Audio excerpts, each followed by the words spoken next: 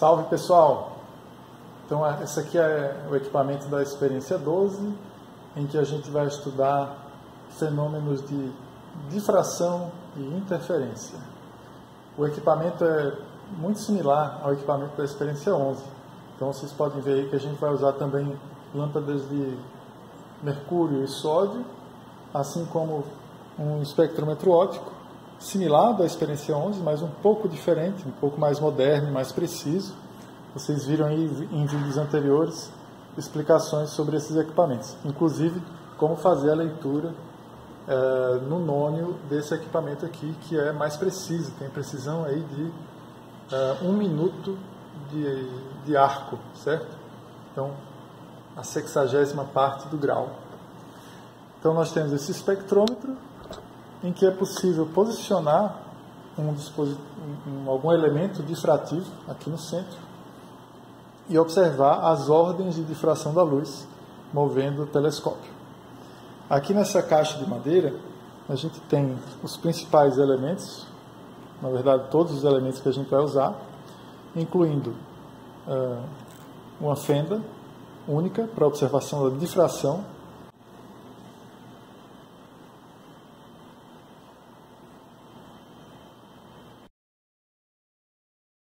uma fenda dupla para observação de difração e de interferência entre as porções de luz que passam por cada fenda,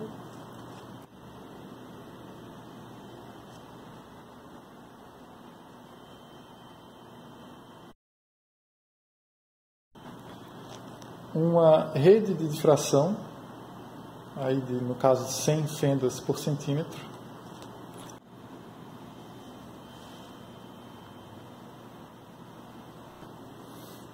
e por último, uma rede de difração bem mais poderosa, 570 fendas por milímetro.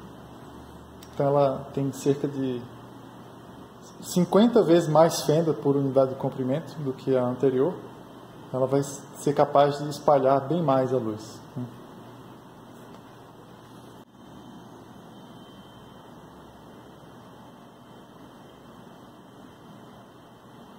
Também aqui dentro um suporte onde a gente pode colocar os elementos difrativos no centro da plataforma. Por exemplo, se eu pegar aqui a fenda dupla, eu posso posicioná-la, encaixá-la aqui no suporte e posicioná-la no centro da plataforma. E então fazer as observações.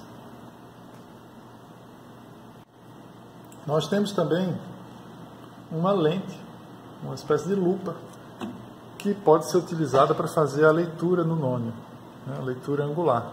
Mas a gente não vai precisar dessa lente, porque todas as leituras vão ser feitas com fotos de boa qualidade que eu vou tirar para vocês depois. Então está aqui o equipamento, lâmpada de sódio à direita, lâmpada de mercúrio à esquerda, espectrômetro óptico. Bom, eu estou aqui com a câmera do celular olhando através do espectrômetro óptico, sem nenhum elemento difrativo no centro da plataforma. E eu vou fazer meu ajuste inicial, abrindo e fechando a fenda ajustável lá na ponta do espectrômetro. Então, eu vou deixar ela o menos aberta possível, só com um pouquinho de luz passando assim. Eu vou inserir agora a fenda única. É uma fenda de meio milímetro aproximadamente. E se eu insiro a fenda no espectrômetro, olha o que acontece. A gente observa um padrão de difração proveniente dessa fenda.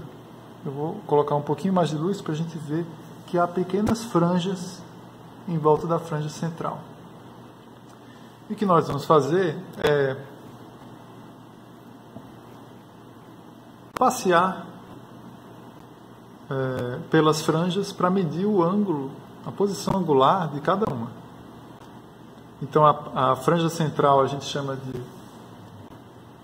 gente diz que ela está posicionada na ordem 0 de difração, e os mínimos de luz, ou seja, as franjas escuras, A primeira, à direita, está posicionada na primeira ordem de difração, a segunda, à direita, na segunda ordem de difração, e assim por diante.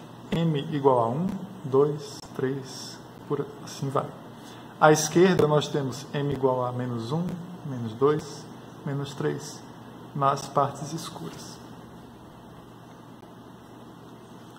Então, voltando aqui para a franja, para a imagem central, né, sem nenhum elemento difrativo, agora eu vou inserir a fenda dupla. E na fenda dupla, olha o que acontece. A gente tem mais franjas, né? Inclusive a gente tem uma espécie de franjas por cima das franjas, né? E a gente vai estar interessado em olhar as menores franjas possíveis. A gente vê que dentro da franja central, da mancha central, na verdade vocês têm mais pequenas franjas ainda. Essas mini franjas são resultado da interferência entre as duas, entre a luz que vem de cada fenda e as franjas externas, digamos assim, essas que envelopam as franjas mais estreitas, elas são resultado da difração em cada uma das fendas, como vocês podem encontrar a explicação aí na apostila. Agora eu retirei a fenda dupla e eu vou inserir a rede de difração com 100 fendas por centímetro. Então o que a gente enxerga são agora franjas de interferência mais espaçadas. É bem mais fácil de ver essas franjas de interferência. Agora vamos comparar o resultado da observação dessas franjas com o que a gente vê na rede de difração D. Agora eu retirei a rede C e vou inserir a rede D, 570 franjas, aliás, fendas por milímetro. A gente não consegue enxergar nada, né? O que acontece é que essa rede de difração tem um poder separador tão grande que a primeira ordem de difração ocorre num ângulo que sai do nosso campo de visão. Então a gente vai ser obrigado a mover esse telescópio até chegar num ângulo em que a gente consiga ver a primeira ordem de difração.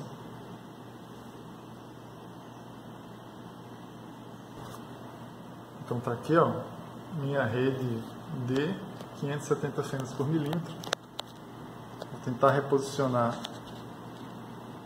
aqui minha câmera junto com o telescópio, o celular, né? E agora vamos mover.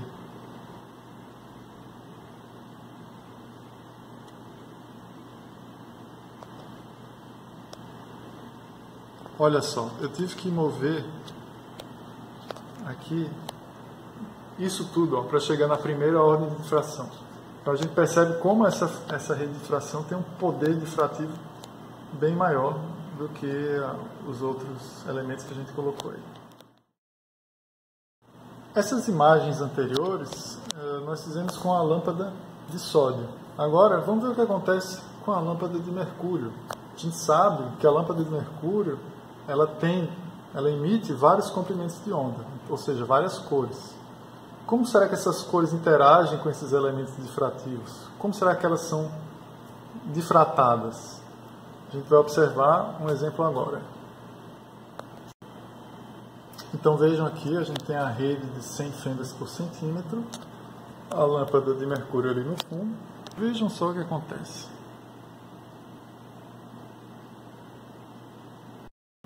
Notem que na linha central a gente tem uma franja branca e nas linhas laterais a coisa começa a ficar colorida. Isso tem a ver com o fato de que cada comprimento de onda é diferente um do outro e a relação entre o comprimento de onda de cada cor e o espaçamento entre as fendas aqui dentro desse dispositivo faz com que os ângulos das ordens de difração para cada cor seja diferente. Então as cores vão se separando umas das outras. Então, assim como o prisma via refração, esse dispositivo via difração consegue separar as componentes espectrais, ou seja, as cores dessa lâmpada aqui.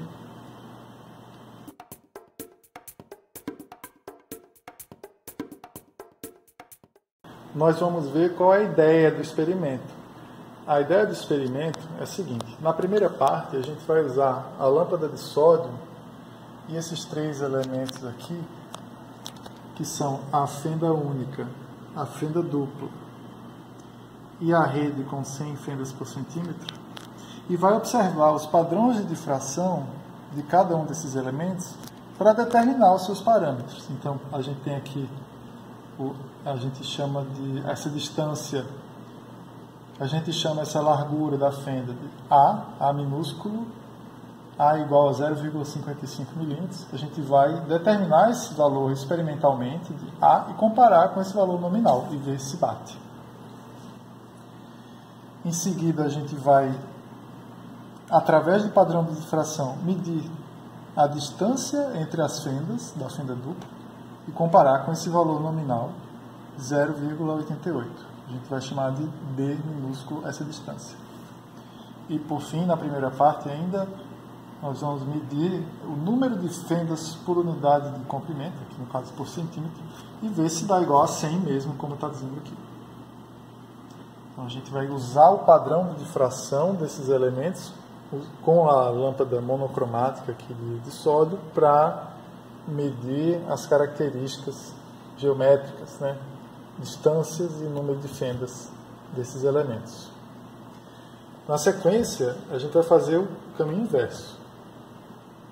Supondo conhecido o número de fendas por unidade de comprimento, a gente vai determinar os comprimentos de onda de cada uma das cores da lâmpada de mercúrio.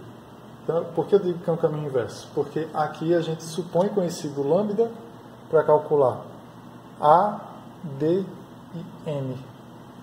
No segundo caso, a gente vai supor conhecido o N, número de fendas por milímetro, para medir os comprimentos de onda que compõem a lâmpada de mercúrio.